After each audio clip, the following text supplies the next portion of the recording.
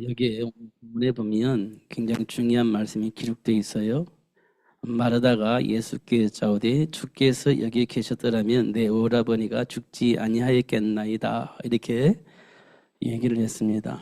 그때 예수님께서 이렇게 말씀하셔요.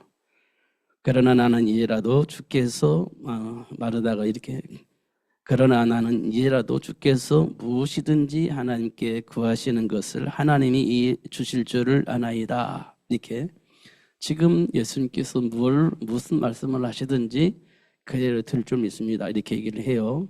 그때 예수님께서 내 오라비가 다시 살아나리라. 이렇게 말씀을 하십니다. 그러면 마르다가 얘기한 것은 예수님이 지금 무엇을 말씀을 하셔도 그렇게 될 줄 믿습니다. 이렇게 얘기해 놓고 예수님께서 네 오라비가 지금 살아날 것이다. 이렇게 얘기를 하는데 뭐라고 말하면 마지막 날에 부활할 때에 예수님께서 우리 오빠도 살아날 것을 믿습니다. 부활할 것을 믿습니다. 이렇게 얘기를 합니다. 좀 뭐가 달라지죠? 마르다는 지금 예수님께서 무엇을 말씀하시든지 그대로 들 것을 믿습니다라고 얘기를 했는데 예수님께서는 네 오빠가 지금 살아날 거야라고 하는데 예수님이 부활하시는 그날 다시 재림하시는 그날 우리 오빠도 살아날 줄 믿습니다. 그게 미래를 얘기를 하는 거예요. 마르다가 예수님께 말할 때는 현재를 말하고 있는데 예수님께서 지금 현재에서 오빠가 일어날 걸 말하는데 마르다는 다시 현재가 아니라 미래를 말하는 그런 말들을 이렇게 하는 것을 우리가 보게 되어집니다. 우리 신앙생활은요,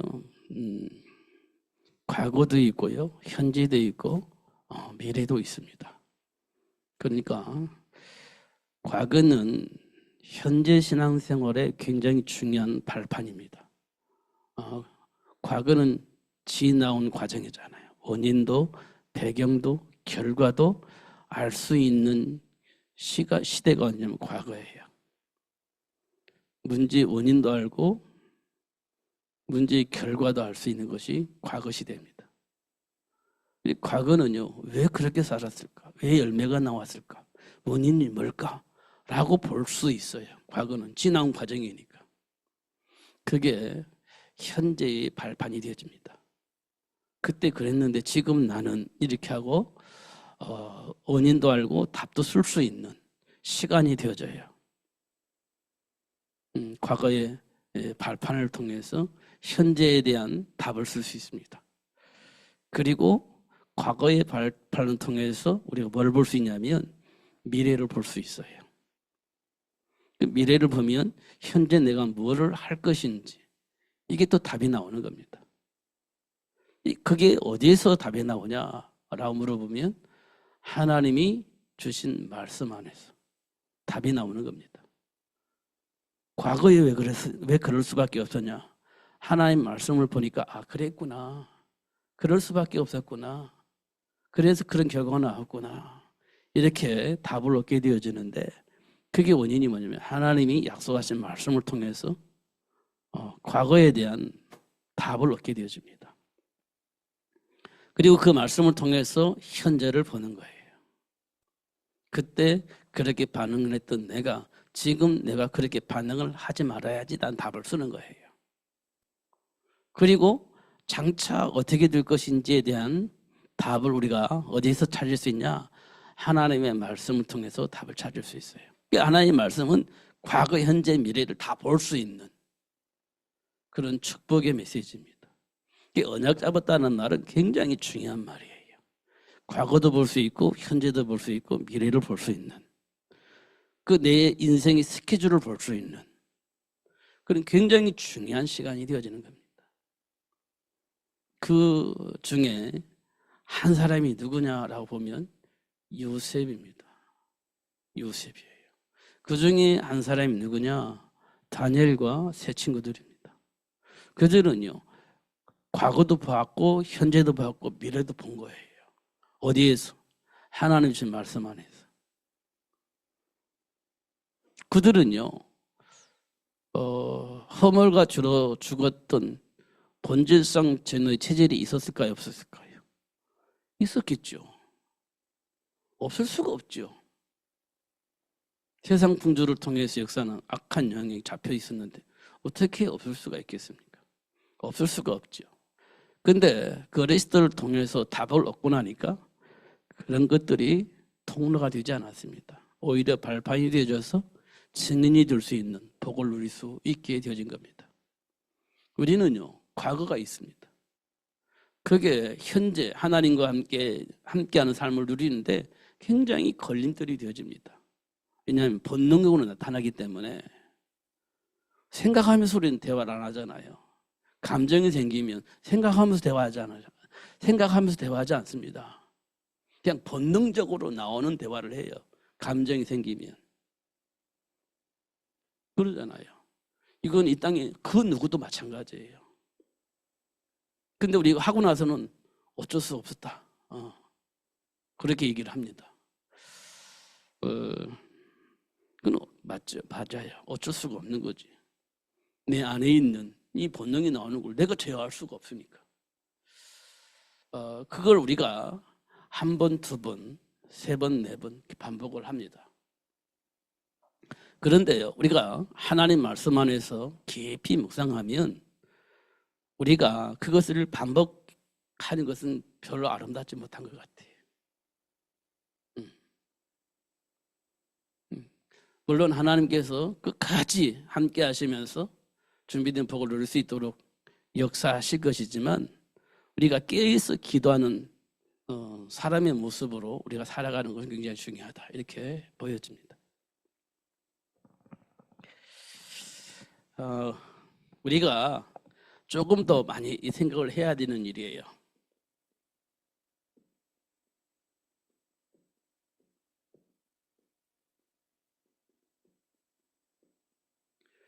지금도 하나님은 우리를 통해서 하시고자 하는 일이 있습니다. 하시고자 하는 일. 그건 하나밖에 없어요.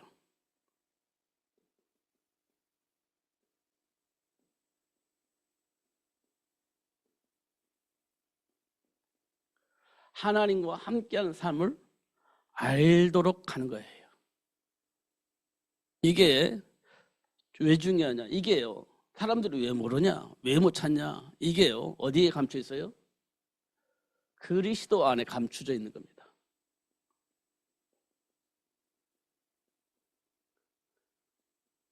그리스도 안에 감춰져 있는 축복이에요. 그래서 그리스도를 모르면 이 복을 누구도 알 수가 없어요. 누구도 알 수가 없어요. 그리스도 안에 감춰져 있는 축복이에요. 그리스도를 알아야만이 하나님과 함께하는 축복의 삶을 누릴 수 있게 되어집니다. 그럼 이거를 어떻게 하나님이 하셨느냐라고 보는 거예요. 그래서 우리는요, 가장 기본적이지만 제일 문제가 뭐냐면 창세기 3장이에요. 이게 가장 근본적인 문제입니다. 내 안에 있는 욕심, 다른 말로 말하면 욕망, 이런 것이 우리 안에 있습니다. 하나님과 같이 되고 싶은 욕망, 내가 하나님 자리에 서고 싶은 욕망, 하나님과 함께 동등한 위치에 있기를 원하는 욕망, 이게 우리 안에 있습니다. 그래서 하나님을 불신하게 돼요. 내가 할 수 있지. 하면 되지. 왜 안 돼? 이게 우리 안에 있습니다. 그래서 하나님을 무시하고 내 힘으로 살 수 있다라고 생각을 하는 거예요. 그게 창세기 3장입니다. 지금도 우리 안에 이 내면이 있어요. 우리가 하면 되지. 우리가 열심히 준비하면 되지. 이렇게 이제 살고 있는 겁니다. 하나님이 없어도 살 수 있어. 이게 우리 안에 있습니다. 이게 창세기 3장이에요. 우리 안에 이게 없나 보면 있어요. 우리가 하나님을 의지하고 하나님께 기도하지만 그래도 이 준비해야지. 하나님이 역사하시면 안 된다는 걸 알면서도 불구하고 그래도 내 힘으로 살아야지. 이게 우리 안에 있습니다. 내 힘을 의지하는 거예요. 내 능력을 의지하는 겁니다. 그 힘으로 살아가고자 하는 욕망이 우리 안에 있어요. 그게 창세기 3장 7절이에요. 결국 하나님을 떠나서 두려움 속에 살잖아요. 그런데 어떻게 살아요? 무화과 나무 잎을 엮어서 됐다 이렇게 한 거예요. 무화과 나무 엮어서 치마를 해입고 됐다 이렇게 되는 거예요. 그런데 그게요 오래가지 못합니다. 왜냐? 말라 비틀어져 오래가지 못해. 그럼 또 만들어 됐다. 근데 그게 오래가지 않습니다. 이거 됐지 이제 이렇게 했는데 또 안 돼요. 실패합니다. 지금 우리는요 열심히 뭔가 하고 있어요. 이제 됐다 이렇게 됐는데 어느 날 그게 답이 아니라는 걸 알게 돼요. 그게 창세기 3장 사건이에요. 이 사건이 지금도 우리에게 일어나고 있습니다. 그러니까 이제 우리는 뭘 하냐 이렇게 되어지니까 결국은 우리는 원망하는 거예요. 첫 번째 원망이 누구냐? 하나님을 원망합니다. 첫 번째 아담이 하나님을 원망합니다. 하나님이 나에게 하와를 주셨잖아요. 그 하와 때문에 지금 내가 이렇게 됐어요. 이게 하나님을 떠난 아담이 했던 첫 번째 원망입니다. 하나님을 원망해요. 이게 첫 번째 사건 이후에 나타난 반응이에요. 그 다음에 어떻게 합니까? 책임을 전가하죠. 누구한테? 하와에게 책임을 전가합니다. 하나님을 원망하고 책임은 하와에게 넘기는 거예요. 하와에게 넘깁니다. 그 다음에 세 번째 무슨 누구한테 넘기냐 보니까 사탄에게 책임을 넘기는 이렇게 돼요. 책임은 사탄에게 이렇게 되어집니다. 지금 이게 우리에게 다 와 있는 모습이에요. 우리에게 와 있는 모습입니다.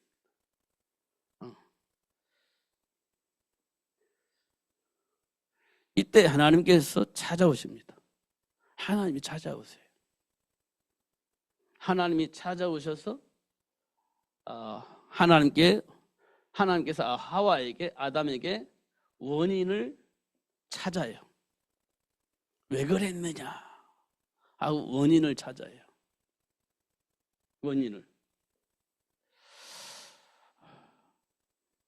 그리고 나서 하나님께서 아담과 하와에게 답을 이렇게 쓰니까 뭐라고 말씀하시냐면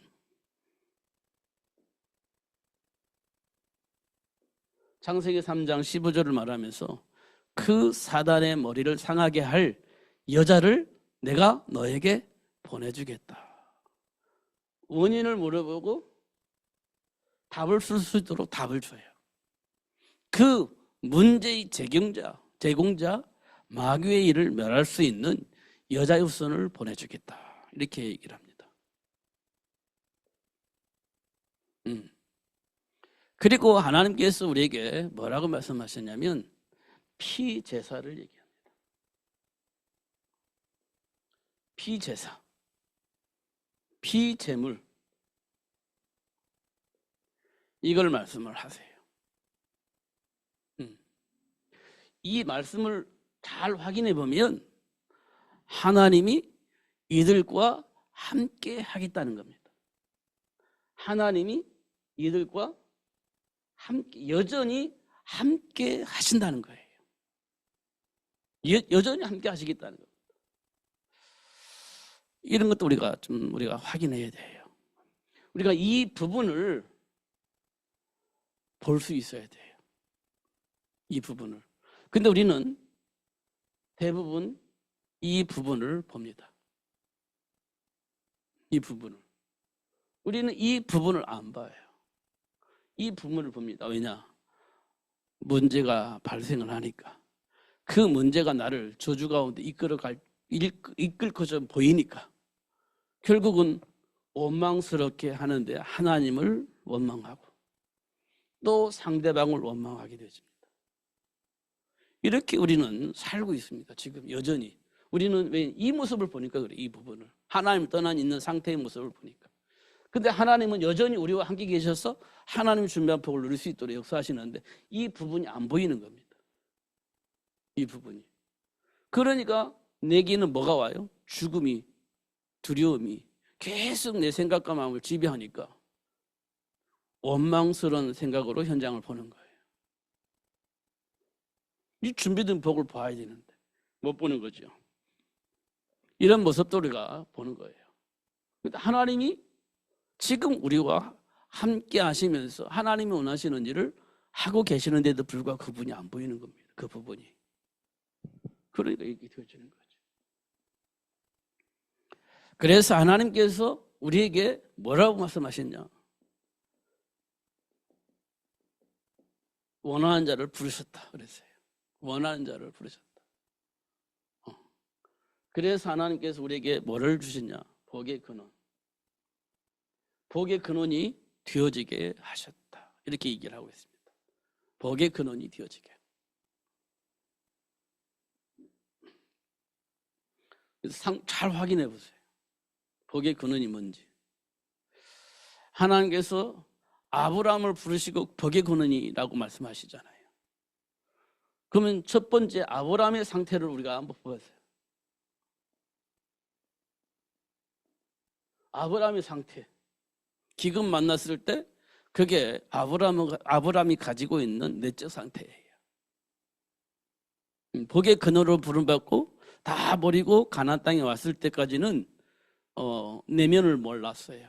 근데 기금 만나고 보니까 아브라함의 내면이 적나라하게 드러납니다. 그냥 가나안 땅에 간 게 아니에요. 자기의 마누라를 애굽의 왕의 첩으로 준 겁니다. 첩으로. 왜냐하면 아브라함이 자기 생명을 보존하려고 자기 아내를 애굽의 왕의 첩으로 준 거예요. 가지세요 이렇게 준 거나 똑같은 거예요. 그게 아브라함의 내면이에요.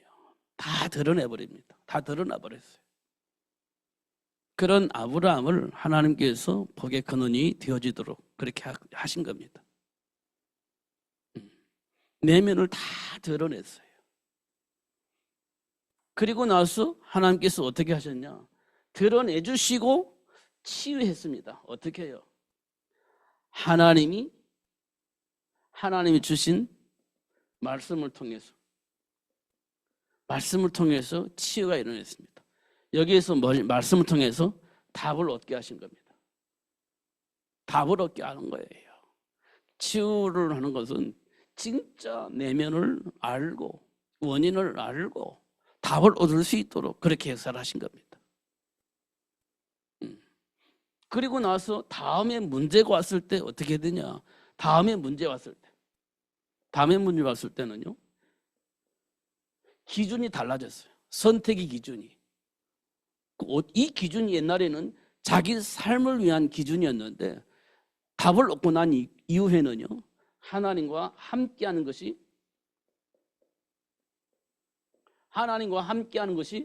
삶의 기준이었어요. 기준이 되어진 겁니다. 하나님과 함께하는 것이 삶의 기준으로 바뀌어버린 거예요. 하나님이 지금 우리와 함께 하시면서 하시는 일들이에요. 지금 우리 과거가 우리 생각과 삶을 지배하고 있잖아요. 근데 그 기준이 어디서부터 왔느냐? 문제를 통해서 사건을 통해서 드러나는데요.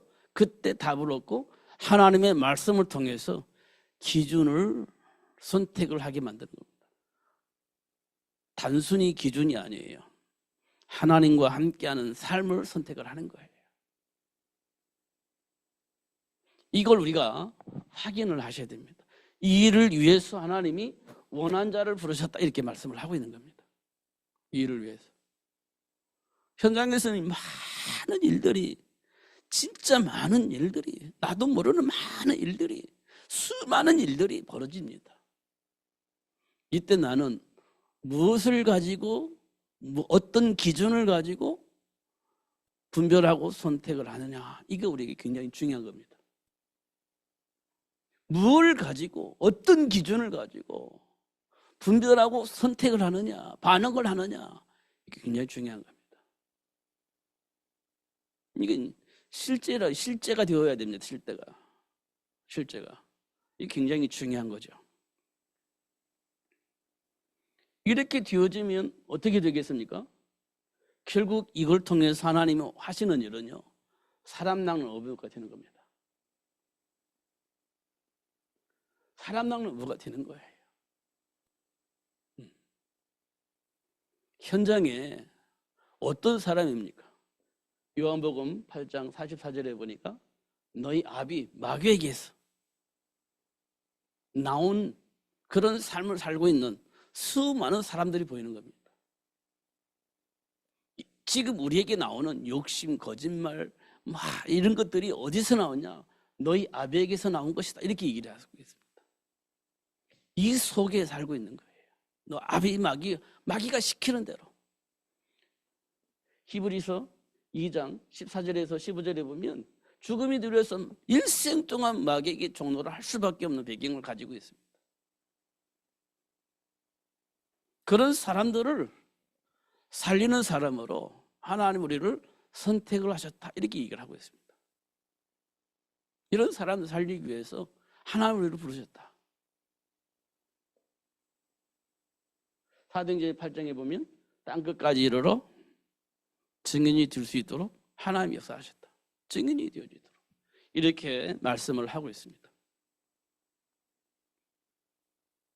지금 우리 삶 속에서 일어난 일들을 잘 봐야 됩니다. 허물과 죄로 죽은 자들은 세상 풍조를 통해서 판단하고 그 안에서 삽니다. 세상 풍조를 통해서 우리는 살고 있어요. 그 안에서 그거를 기준으로 삼고 살고 있습니다. 하나님의 말씀과 상관이 없어요. 그 안에서, 그 흐름 속에서 살고 있습니다. 이유는요, 그 배경은요, 나 살아남아야 돼, 이겁니다. 나 살아남아야 돼. 이렇게 우리는 가지고 있습니다. 그러니까 하나님의 말씀이 뭐라고 말해도 지금 내가 살아남으려면 어떤 선택을 해야 할 것인지에 대한 분명한 답을 내가 가지고 있는 거예요. 세상 문화 속에서, 흐름 속에서 내가 살아남으려면 어떻게 해야 되는지 그 기준 안에서 우리는요, 벗어나지 못하고 있는 겁니다. 그러니까 그 속에서 우리는 늘 판단해야 돼요. 왜? 내가 살아남아야 되니까. 거기에서 벗어날 수 있는 사람 이 세상 없어요. 그리스도를 알지 못하면 절대 가능하지 않습니다. 우리가 그 속에서 막 갈등하고 힘들어하는 이유가 그거예요. 알겠는데 이게 안 되는 겁니다. 그래서 힘들어지는 거예요. 이런 것도 볼 수가 있죠. 그래서 하나님이 우리를 불러가지고 함께하는 삶의 비밀을 알게 하시고 누릴 수 있도록 역사하고 계시는 거예요. 그게 참 제가 계속해서 말씀드리는 것이, 저는 거기에 진짜 답이 있다고 봐요. 출애굽을 하고 난 이후에 홍해바다, 광야 40년, 이게 진짜 하나님의 스케줄이구나, 이게 보여집니다. 인생의 스케줄이구나. 자꾸 그게 보여요. 인생의 스케줄이구나. 어느 날 갑자기 해방받고 출애굽을 했을 때 너무 좋았는데, 홍해바다 만나고 애굽이 또 쳐들어오고 공격해 막 잡으러 오고 답이 없습니다. 그러면 우리는 어차피 살아야 되니까 다시 애굽으로 노래 돌아가자. 이게 우리에게 나타나는 반응. 똑같은 모습이 아니냐. 살아남아야 하려면 그래도 어떻게 할 수밖에 없지. 이게 홍해바다 앞에 있는 이스라엘 백성들이 나타나는 반응이 우리 그대로 나타나는 것을 보여요. 그렇구나. 하나님 우리를 왜 부르셔서 가나안 땅에 가라고 말씀하셨는지 그 이유를 몰라. 그냥 노예에서 해방돼서 기쁘게 나왔는데 덜커덕 홍해바다 만나지. 애굽은 다시 우리를 잡으러 오지. 방법이 없지. 그러면 다시 어디로 가야 돼? 애굽으로 가자. 노예로 돌아가자. 이렇게 반응을 하는데 우리들의 모습이 다 그 모습이에요. 진짜 그 모습입니다. 근데 참 감사한 것은 그런 이스라엘 백성들을 보호하시고 인도하시면서 당신이 원하는 일을 할 수 있도록 역사하셨던 것처럼 지금 우리에게도 똑같이 그렇게 역사하고 계신다는 거예요. 정말 감사한 일이죠. 그 하나님이 우리와 함께 계시지 않았더라면 우리는 어떻게 됐을 것 같습니까? 당장 노예로 팔려가야죠. 아직도 여전히 노예 생활을 해야 되는 겁니다. 그런 우리를 하나님이 함께 계시면서 홍해바다 건너게 광야 40년 건너게 결국은 가나안 정복할 수 있도록 하나님 하시잖아요. 그게 우리 인간의 스케줄이다. 하나님 지금 우리와 함께 하시는 이유입니다. 이걸 우리가 좀 알았으면 좋겠다. 본능에 순응을 할 수밖에 없는 배경을 가지고 있지만 우리는 하나님께로부터 부름을 받은 하나님의 백성이잖아요. 그럼 하나님의 말씀을 믿는 사람들이잖아요. 그 말씀 안에서 우리가 좀 해석을 하면 어떨까? 지금의 나를 해석을 내면 속에 있는 그것을 그리스도 안에서 해석을 하면 어떨까? 다시 조명을 해서 진짜 하나님께로부터 답을 얻었으면 어떨까? 이런 생각을 많이 합니다. 그거 이외에는 답이 없어요. 그 외에는 답이 없잖아요. 본능적으로 한다고 해서 그게 답이 되는 건 아니잖아요. 그럴 수밖에 없는, 그게 답이어야만 되는 그런 상황이 있지만 진짜 그건 답이 아니죠. 우리가 그리스도 안에서 다시 한번 조명을 해보면 어떨까? 하나님은 꼭 그렇게 역사를 하셨어요. 확인할 수 있도록 그렇게 축복을 하셨습니다.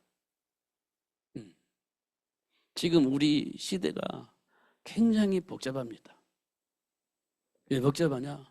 정치도 복잡하고 경제도 복잡하고 삶의 문화도 복잡하고 진짜 복잡합니다. 뭐가 뭔지 잘 모르겠어요. 어떻게 사는 것이 정상적인 삶인지, 어떻게 사는 것이 미래가 보장되는 삶인지 알 수 없는 굉장히 복잡한 세상으로 지금 이 세상이 바뀌고 있습니다.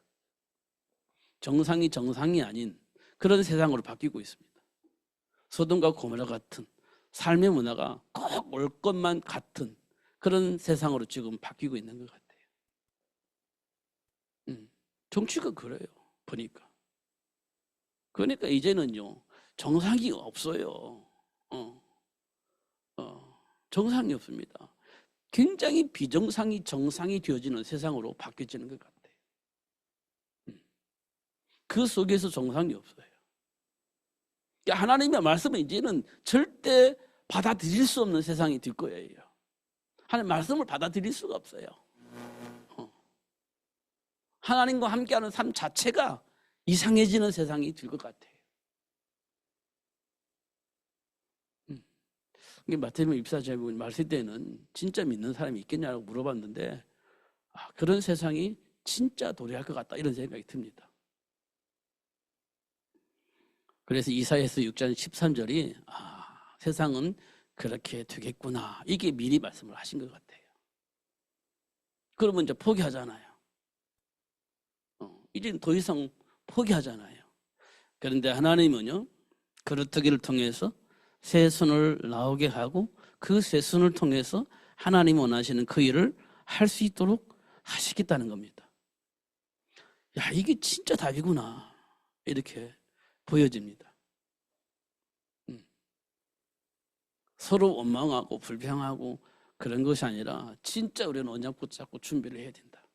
세계 복음화를 위해서. 노아가 방주 만들듯이 우리 세계를 복음화할 수 있는 다음 세대를 준비하는 거 굉장히 중요하다. 저는 그렇게 자꾸만 답이 나와요. 이 세상은 계속 타락하고 이 세상은 하나님과 전혀 상관이 없는 삶을 추구하고 그렇게 될 것이다. 그게 사실이구나 이게 보여집니다. 그럼 우리는요 준비해야 돼요. 사도 바울을 통해서 회당 운동을 하고 소원 운동을 했다고 했는데, 야, 그게 진짜 우리 인생의 답이다, 이렇게 보여집니다. 우리는요, 원망할 시간이 없어요. 불평할 시간이 없습니다. 준비해야 돼요. 언약 잡으셔야 됩니다. 그게 진짜 답이에요. 우리는 그걸 위해서 막 몸이 닳아지들 만큼 헌신해야 됩니다. 머리 닳아질 만큼 헌신해야 돼요. 하나님 힘 주세요. 능력 주세요. 지혜 주세요. 막 몸이 닳아지도록. 아니, 초대교회 성도들은요, 생명 바쳤잖아요. 그냥 우리 생명 바치자는 이 말이 아니에요. 답을 가진 자로서 삶을 살자는 거지. 하나님이 나에게 맡기신 그 사명을 감당하며 살자는 것이지. 이런 부분도 우리가 조금 깊이 묵상을 했으면 좋겠다. 우리는 세계 복음화라고 하는 이 어마어마한 어떤 제목 속에서 우리 현장을 또 내 내면을 한번 확인해 보자, 이런 말씀을 드립니다. 그러면 하나님께서 우리에게 분명한 답을 줄 겁니다. 그리고 오늘 제가 말씀드리려고 했던 것은 탕자의 비유입니다. 저는 주일날로 말씀드렸듯이 탕자의 비유입니다. 아들이 망해서 왔어요. 그때 아버지 마음과 형의 마음을 우리가 읽을 수 있는데, 우리는 아버지 마음을 가지고 있어야 되는데 본의 아니게 우리는 형의 마음을 가지고 있다는 겁니다. 그래서 그렇게 반응을 해요. 할 수밖에 없죠. 근데 하나님 우리에게 어떤 마음을 가지기를 원하시냐라고 물어볼 때 형의 마음이 아닌 아버지 마음을 가졌으면 좋겠다, 이렇게 우리에게 말씀을 하고 있습니다. 그러면서 애통하는 자는 복이 있나니 긍휼히 여긴 자는 복이 있나니, 이렇게 해서 우리에게 말씀을 해주고 계시는 것을 우리가 확인할 수 있어요. 다시 한번 하나님이 우리에게 원하시는 게 무엇인지, 지금 하나님께서 우리를 선택하시고 우리를 통해서 하시고자 하는 일이 무엇인지 다시 한번 답을 얻었으면 좋겠고, 그 속에서 하나님 우리를 왜 부르셨는지, 또 우리에게 뭘 원하고 어떤 일을 하기를 원하시는지, 거기에 대한 분명한 답을 얻었으면 참 좋겠다, 이런 생각이 되어집니다. 나는 부활이요 생명이니, 이 말씀 속에 다시 한번 나에게 주신 복이 무엇인지 확인할 수 있는 그런 시간이 되었으면 좋겠습니다. 기도하겠습니다. 하나님 아버지, 감사합니다. 오늘도 최고의 복을 주시고 알게 해주신 것 감사합니다. 놓치지 않고 누릴 수 있도록 성령으로 충만하게 하여 주옵소서. 우리 감정은 충분히 이해가 되어지지만 하나님의 말씀 안에서 보면 그게 진짜 답이었는지, 하나님이 원하는 것은 무엇이었는지 질문할 수 있는 그런 분이 우리에게 와 있음을 확인합니다. 성령으로 충만하게 해주셔서 말씀 속에 주어진 복을 확인하고 누릴 수 있도록 축복하여 주옵소서. 말씀 속에 답을 얻고 그 답을 쓸 수 있을 만큼 축복하여 주옵소서. 하나님이 약속하신 그 말씀 속에 숨겨져 있는 복을 누릴 수 있을 만큼 축복하여 주옵소서. 형통하게 하시는 하나님의 역사 속에 준비된 복을 보게 하시고 누릴 수 있도록 역사하여 주옵소서. 예수님 이름으로 기도하옵나이다. 아멘.